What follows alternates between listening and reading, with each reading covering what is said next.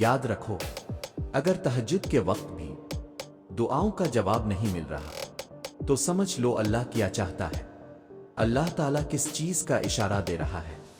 سنو، مشکل حالات کا سامنا کرتے ہوئے، خاص طور پر جب انسان اللہ کے حضور تہجد میں دعائیں مانگتا ہے اور اپنی ہر حاجت بیان کرتا ہے لیکن جواب میں خاموشی ہوتی ہے، یہ ایک بہت بڑا امتحان ہوتا ہے۔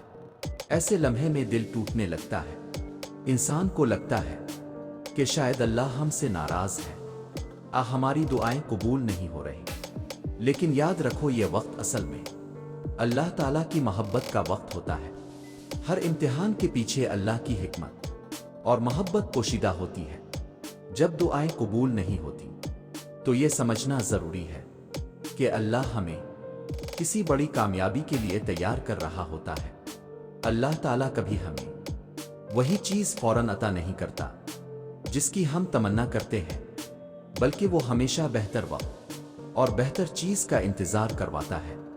زندگی میں کبھی کبھار وہ چیزیں جو ہمیں نہ ملنے کا غم ہوتا ہے، وہ حقیقت میں ہمارے لیے بہتر ہوتی ہے۔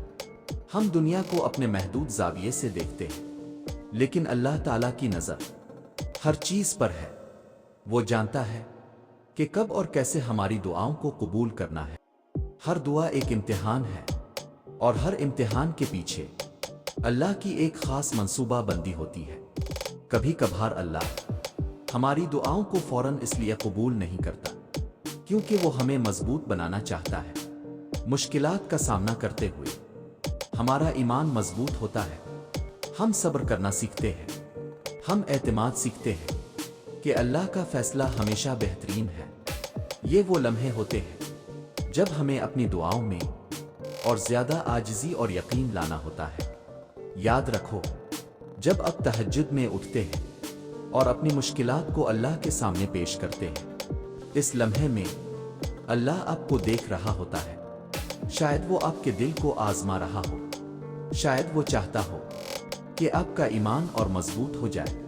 اللہ تعالیٰ کی راہ میں کبھی جلد بازی نہیں کرنی چاہیے۔